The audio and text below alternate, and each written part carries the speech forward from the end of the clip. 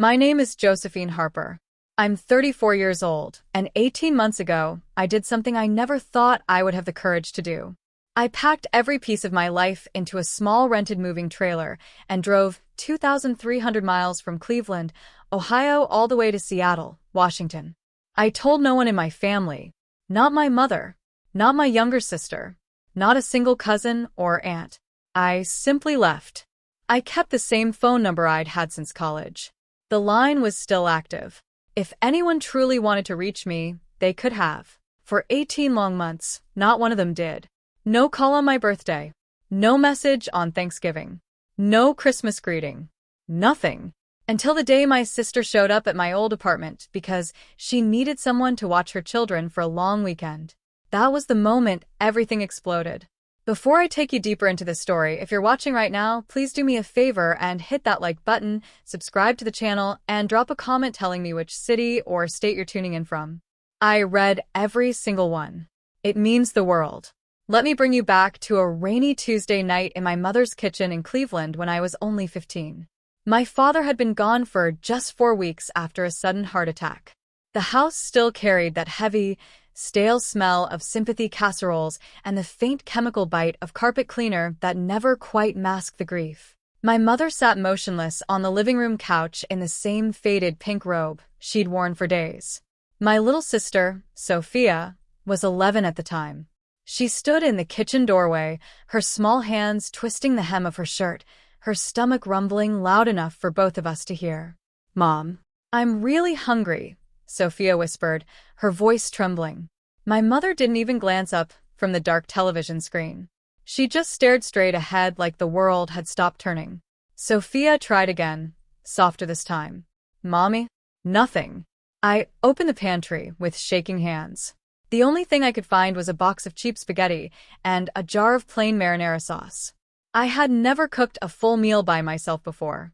My fingers fumbled as I read the instructions, boiled the water, stirred the noodles until they softened. The sauce splattered on my sleeve, leaving a red stain that smelled like tomatoes and anxiety. I made 2 plates, one for Sophia, one for my mother. Sophia ate quietly at the small kitchen table, twirling the noodles with her fork. My mother took her plate without a word, ate a few bites, and muttered, "At least someone around here is finally doing something useful." That was it. No thank you. No gentle hand on my shoulder. No acknowledgement that I was just a 15-year-old girl who had buried her father a month earlier and was now desperately trying to keep our broken home from collapsing completely. I stood at the sink afterward, washing the sticky pot and plates. The old sponge smelled sour and mildewy. Cold dishwater dripped down my wrists. I made a quiet mental note: buy a new sponge tomorrow. I was 15, and I was already keeping a running list in my head of things no one else would remember to do. That night, with my hands still damp and my heart aching, I silently became the invisible glue that held my family together. No one asked me to. No one thanked me. It simply became my role. And once you step into that role, it's almost impossible to step out. 17 years later, I was 32, living in a modest 1-bedroom apartment just 15 minutes from my mother's house in Cleveland. I worked as a senior coordinator at a growing architecture firm downtown. I was known for being calm, organized, and someone people could always count on. I had to be, because at home I was running an unpaid, never-ending second job. Every Sunday night, I would open my digital calendar and stare at the color-coded blocks that ruled my life. Blue for my mother's endless doctor visits and medication pickups.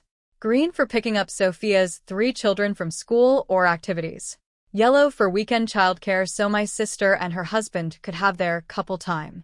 Red for every single holiday, birthday, and family gathering I planned, cooked for, and cleaned up after. I scrolled through months of entries. Every single one belonged to someone else. Not one slot had my own name on it. I had tried 4 times that year to meet my old college roommate, Elena, for a simple lunch. Every single plan was canceled at the last minute. Twice because Sophia texted, "Can you take the kids tomorrow? Mark's out of town." Once because my mother had one of her bad days and needed company. Once because Sophia's youngest had a fever and she couldn't leave work. My phone buzzed. A new text from Sophia. Hey, can you do Friday night through Sunday? Mark has a work retreat. Thanks. I typed sure and hit send. No reply came. No thank you. No, how are you doing? Just the quiet assumption that I would always say yes, because I always had. I closed the calendar and felt something shift inside my chest for the first time. A quiet, dangerous thought I couldn't push away. When was the last time anyone put my name on their calendar? My 32nd birthday had passed in March with complete silence. I woke up alone, checked my phone, showered, drove to work, checked again at lunch. Nothing. Not a single text, call, or even a generic social media post. After work, I stopped at a small bakery and bought myself one vanilla cupcake with strawberry frosting. I sat in my car in the parking lot and ate it slowly, the sweet taste mixing with the growing emptiness in my stomach. At 7:20 p.m., my phone finally rang. My mother. My heart lifted for half a second. Maybe she remembered. Josephine, I need you to run to the pharmacy before they close. My blood pressure pills are ready. I gripped the steering wheel tighter. Mom, it's my birthday today. A short pause. Oh. Happy birthday. Did you get the prescription yet? I drove to the pharmacy in silence. Dropped the bag at her front door. She took it, said, "Thanks, honey," and closed the door without inviting me inside or offering even a slice of cake. I sat in her driveway for several minutes with the engine running, headlights shining against the garage. I didn't cry. I've never been someone who cries easily, but I felt something deep inside me finally snap, like an old rope that had been stretched too far for too many years. That night at 11 p.m., I opened my laptop and typed "Apartment Seattle" into the search bar. I didn't know exactly why Seattle. I had never visited, but it was more than 2,300 miles away, and right then, that distance felt like the only thing that made sense. I didn't book anything that night. I'm not the impulsive type. I'm a senior coordinator who lives by spreadsheets and careful planning. But the seed had been planted. The very next morning, I started a quiet experiment that would change everything. Instead of waiting for them to need me, I reached out first, just as a person, not as a helper. March 14th, the day after my birthday, I texted my mother, "Hey Mom, want to grab coffee this weekend?" Just the two of us. No reply. March 21st, I texted my sister Sophia. "How have you been? We haven't had a real talk in ages. Miss you." She replied 3 hours later, "Kids are driving me crazy. Can you take them Saturday?" Nothing more. March 28th, I texted my brother-in-law Mark. "Heard your big project is wrapping up. Hope it went well." Message delivered. Read. No response. I kept going. April through August. Week after week. Gentle check-ins. Invitations to lunch. Shared recipes. Memories of old times. Photos of things I thought might make them smile. I screenshot every single message. Not to use against them, not yet, but because I needed proof for myself that I wasn't crazy. That I was reaching out with an open heart and catching only silence. By the end of August, the count was heartbreaking. 237 messages sent. Only 14 replies. Every single reply was short, transactional, and always ended with a request. 223 messages completely ignored. I sat on my bed one warm August evening, laptop glowing, staring at a new job listing in Seattle, senior project coordinator at a respected waterfront architecture firm. Same salary. Better benefits. Start date October 1st. The application took me 23 minutes. I hit submit before fear could stop me. In September, the offer came. I accepted it immediately. I gave my 2 weeks' notice at the firm in Cleveland. My boss, Rachel, a sharp woman in her 40s who had always valued me, shook my hand warmly and said, "Seattle is getting one of the best. You've been the heart of this team, Josephine. They're lucky to have you." Those words landed like warm sunlight on frozen skin. 5 years working together, and she saw me more clearly than my own family had in 17. I packed my apartment slowly, in quiet evenings. Boxes stacked neatly. Furniture sold to kind strangers on Marketplace. I set up mail forwarding. I deactivated my social media accounts that no one had noticed I was barely using anyway. But I kept my phone number, the same one for 14 years. I wasn't hiding. I was simply done chasing. On my last night in Cleveland, I drove past my mother's house one final time. The living room light was on, the blue glow of the television flickering through the curtains. I could have stopped. I could have knocked and said goodbye. Instead, I kept driving, tears finally slipping down my cheeks as the streetlights blurred. September 29th. I hooked the small U-Haul trailer to my reliable SUV and headed west on I-90. 3.5 days of long highways, terrible truck stop coffee, and the kind of silence that finally felt like freedom. Somewhere in the vast emptiness of Montana, I rolled down all the windows and screamed into the rushing wind until my throat burned. It felt like 17 years of swallowed words were finally leaving my body. October 1st, Seattle greeted me with soft gray rain and the distant smell of salt water. I parked outside my new second-floor apartment in a quiet Ballard neighborhood, surrounded by tall evergreens and hanging flower baskets. I sat in the driver's seat for a long time, just breathing. Deep, full breaths. No calendar alerts. No frantic texts. No one needing me to hold their world together. The first month, I checked my phone every morning out of habit. Nothing from Ohio. I told myself they were probably busy. Sophia's kids were always catching colds. Mom was likely in one of her moods. By Thanksgiving, I sat alone in my cozy living room with a small roasted chicken, a bottle of good Washington wine, and classical music playing softly. My phone stayed dark. They hadn't even noticed the empty chair at the table I used to set every year. On my 33rd birthday in March, I bought myself a beautiful slice of lavender honey cake from a local bakery. I ate it slowly on my balcony, overlooking the misty city, a soft blanket around my shoulders. Still no messages. But this time, the silence felt less like rejection and more like space. Space I was finally allowed to fill with my own life. At work, I met Elena. Wait, no, my new friend was named Claire. She was 35, a creative director with a warm laugh and kind eyes.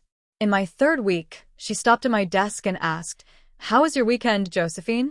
Did you do anything fun?" I opened my mouth to answer and felt my eyes sting. Someone had asked about me, not what I could do for them, but about me. I almost cried right there in the open office. Within 6 months, Claire had pulled me into her circle. Weekend hikes in the Cascades, where the air smelled of pine and rain. Potlucks where people asked what music I loved, what books I was reading, what dreams I'd buried. I realized I didn't even know the answers anymore. I had never been given time to discover them. Then, in month 18, on a quiet April evening while my hands were covered in clay at a pottery studio, my phone lit up with an Ohio area code. Sophia was calling. I stared at the ringing phone on the pottery studio table, my hands slick with wet clay. The screen glowed with Sophia's name. For a moment, the warm, earthy smell of the studio and the gentle hum of the wheel faded away. 18 months of peace. And now this. I let it ring until it stopped. Then the text came. "Sophia. Joe, I need you this weekend. Mark's gone for a conference in Chicago, and I booked a girls' spa trip. Can you watch the kids Friday through Sunday? Call me." I didn't reply. I wiped my hands, turned my phone to silent, and went back to shaping the clay into something that actually belonged to me. The next morning she tried again. Then again. By Saturday afternoon, when I still hadn't answered, Sophia did what she always does when she doesn't get her way. She drove to my old apartment in Cleveland. She knocked. No answer. She knocked harder. The neighbor, Mrs. Alvarez, who had lived across the hall for 9 years, finally opened her door. "You looking for Josephine?" Mrs. Alvarez asked gently. "Yeah, my sister. She's supposed to watch my kids." "Oh, honey, she moved out almost a year and a half ago. Packed up a trailer and left. Didn't say where she was going." Sophia's first reaction wasn't worry. It wasn't, "Is she okay? Or did something happen?" She immediately called our mother. "Mom, did you know Josephine moved away?" My mother's voice on the other end was sharp. "What are you talking about?" That phone call lit the fuse. Within an hour, my mother started calling. The same number I'd kept all these years. It rang while I was walking home through the cool Seattle mist. I watched Mom flash on the screen again and again. I didn't pick up. Then the voicemails began pouring in. 49 of them in less than 48 hours. First few. Josephine, where are you? Call me right now. Then they turned ugly. You selfish, ungrateful girl. After everything I've done for you, how could you abandon your own mother and sister like this? Your father would be ashamed. I sacrificed my entire life for you too. Not once in any of those 49 messages did she ask if I was safe. Not once did she say she was worried. Every word was about her pain, her embarrassment, how I had ruined her life. I sat on my couch that Sunday night, earbuds in, listening to every single one. I took notes in my journal like I was documenting a project at work. Cold, clear, factual. By the end, my hands were shaking, but not from sadness. From pure, burning clarity. While I sat quietly in my peaceful Seattle apartment, the storm was raging back in Cleveland. Sophia posted on Facebook that same night, when the people who are supposed to love you the most disappear without a word and leave you to pick up all the pieces, you realize how alone you really are. Hug your family tight tonight.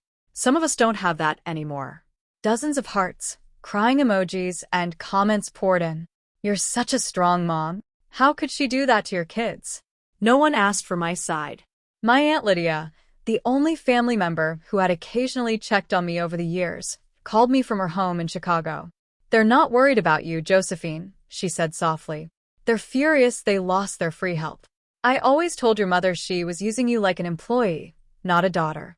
I looked across the room at the thick folder I had brought with me from Ohio. 237 printed screenshots. Messages organized by person. Color-coded. Noted. Dated. Proof of every time I had reached out with love and received silence in return. I opened a new Amazon tab and ordered a plain cardboard box. Medium size. Strong enough to hold the truth. But I wasn't sending it yet. My mother was already planning my nephew Ethan's 4th birthday party for April 20th. She wanted a big show. An audience. She was rehearsing the speech about her ungrateful daughter who abandoned the family. I waited. On my 34th birthday, March 13th, I mailed the box.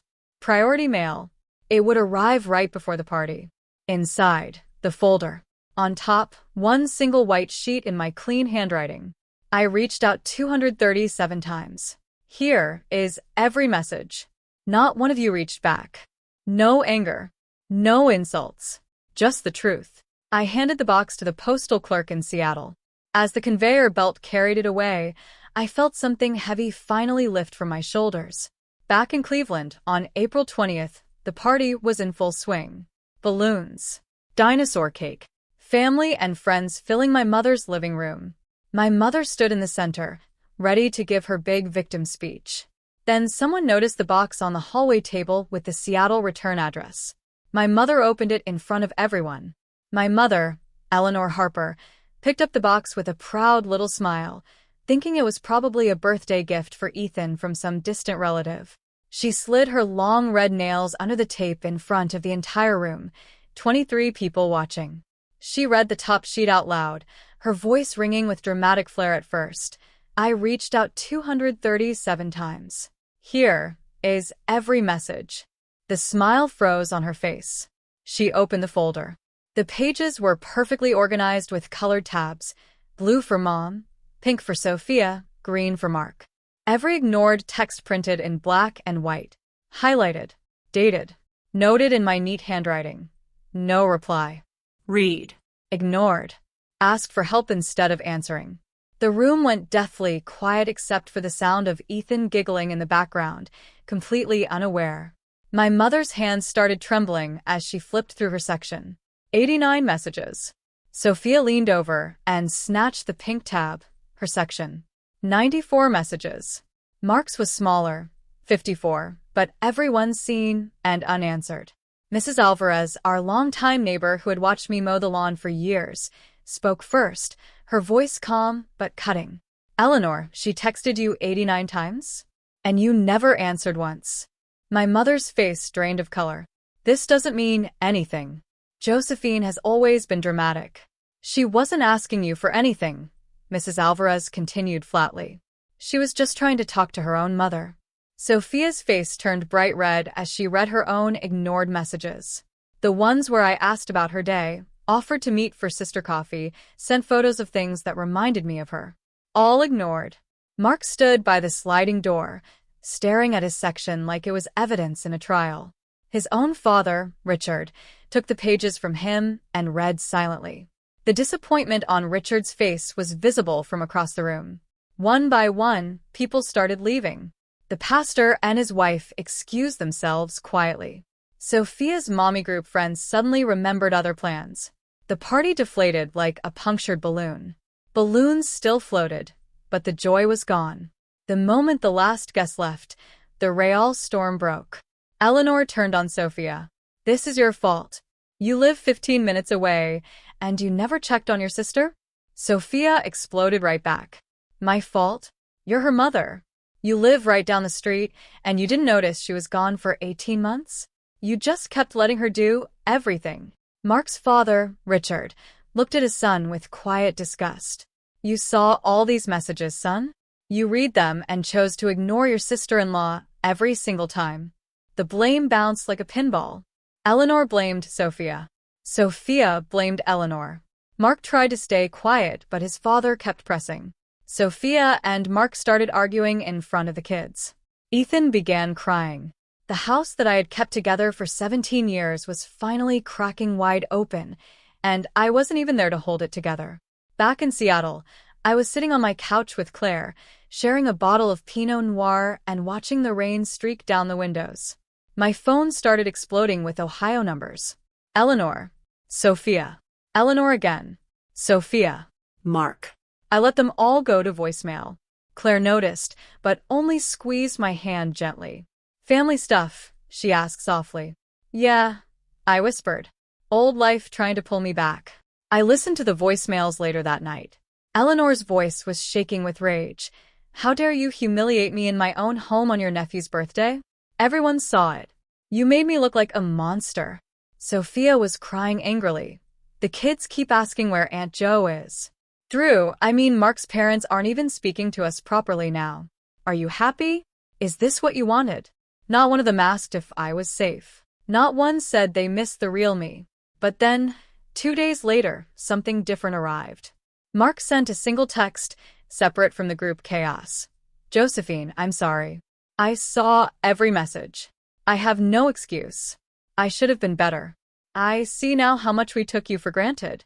The weeks that followed were like watching a slow-motion earthquake from 2,000 miles away. Back in Cleveland, the Harper family completely shattered. Eleanor and Sophia stopped speaking for almost a month.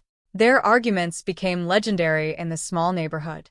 Eleanor screamed that Sophia had failed as a sister. Sophia screamed back that Eleanor had failed as a mother. Mark's parents, Richard and Diane, distanced themselves completely. Richard told Mark one cold evening on the porch, "I didn't raise a son who ignores a woman reaching out for basic human connection. You and Sophia both used Josephine like free labor. That's not family. That's exploitation." The guilt settled heavy in that house. Sophia had to learn overnight how to be a full-time mother without her invisible backup. She started waking up early to make lunches, driving the kids to soccer, sitting through endless doctor appointments, and feeling the crushing weight I had carried silently for 17 years. For the first time, she understood the exhaustion. She understood the loneliness. Eleanor, for the first time in her life, had to manage her own world. She drove herself to appointments. She picked up her own prescriptions. She cooked her own meals and sat in an empty house with nothing but the ticking clock and her own thoughts. The women at church treated her differently. Mrs. Alvarez no longer waved when Eleanor stepped outside. The prayer group restructured and quietly removed her from leadership. The silence she once forced on me became her daily companion. I learned all of this through Aunt Lydia, who remained my only steady connection. She never pushed. She just listened when I needed to talk and celebrated my new life without judgment. In Seattle, my life bloomed like the cherry blossoms in spring. I got promoted to lead project coordinator with a significant raise. Helen, my boss, told me in a glowing review, "You bring such calm strength to every project, Josephine. It's like you were born to hold things together beautifully." I smiled, knowing exactly where I had learned that skill. Claire and I grew incredibly close. We hiked Rainier on weekends, took a pottery wheel class together where my bowls finally stopped collapsing, and hosted monthly dinner parties where I cooked recipes I had always wanted to try, but never had time for. I discovered I love jazz music, sea kayaking on Lake Union, and quiet Sunday mornings with fresh coffee and a good book. My calendar was filled with my own colors, my own dreams, my own name. Then came the real turning points. First, Mark called me on a rainy Thursday evening. I answered. "Josephine, I just want to say I'm truly sorry," he said, voice thick with emotion. I looked back at every message. I was so wrapped up in my own life, my job, Sophia's needs. I stopped seeing you as a person. You were always just there, reliable. I took that for granted. The kids still talk about you every week. My daughter drew you a picture last week. She misses her Aunt Jo. My throat tightened. I miss them too. But I can't come back to being the old Josephine. If we have any relationship, it has to be real. No more using me as free childcare. No more expecting me to drop everything. I understand, he said quietly. I'm telling Sophia the same thing. We're in counseling now. All of us. A week later, Sophia called. This time I picked up too. She cried almost immediately. I'm so sorry, Joe. I was so selfish. I knew you were always there, so I stopped trying. I stopped seeing you. The kids ask about you constantly, and it breaks my heart because I did this. I'm learning to be their mom, without leaning on you. It's the hardest thing I've ever done, but I get it now. I get what you carried. I let her speak. I didn't rush to comfort her like I always had. When she finished, I said softly but firmly, I love you and the kids. But I love myself too. If you want me in your lives, show me through consistent actions, not just when you need something. No guilt. No pressure. She agreed. For the first time, it felt like real understanding. Eleanor's message came last. A long voicemail, recorded at 2 a.m. her time. Josephine, I sat with that folder for hours. I read every single message. I saw the one where you made my pot roast recipe and wanted to share it with me. I cried. I don't know how to say I was wrong. I never learned how. But I see now that I treated you like a servant instead of my daughter. I'm starting therapy. I'm trying to become someone you might want to know again one day. I'm not asking you to come back. I'm sorry. I really am. I listened to it 4 times. There was no manipulation. No victim act. Just a tired, broken woman finally seeing the truth. I didn't reply immediately. Some wounds need time. 6 months after the package arrived, I sent one group email. Clear, calm, and from the heart. I am safe. I am happy. I am building a life I love in Seattle. I am open to new relationships built on mutual respect, not obligation. But the old patterns are over. No more guilt. No more demands. If we speak, it will be because we choose each other, not because someone needs something. I sent that folder because I tried 237 times to be seen. Now I see myself clearly, and I like who I am. The responses were slow, imperfect, but genuine. Today, I stand in my bright Seattle kitchen, the same pot roast recipe simmering on the stove. The smell of thyme, garlic, and red wine fills the air. Claire is setting the table, laughing about her day. My phone lights up with a photo from Mark, my niece and nephew smiling, holding up a handmade card that says, "We love you, Aunt Josephine." I smile. I reply with a heart.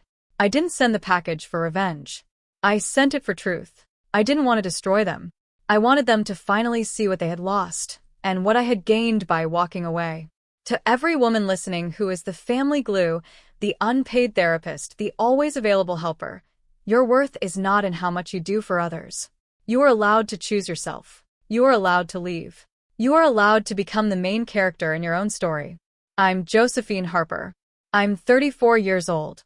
I live in Seattle, Washington, and for the first time, I know exactly who I am when no one needs anything from me. And if I disappeared tomorrow, people who truly love me would notice. Thank you for listening to my story. If this touched you, please like, subscribe, and comment below. Are you the Josephine in your family? Have you ever had to walk away to be seen? I read every comment. This was my journey. What's yours?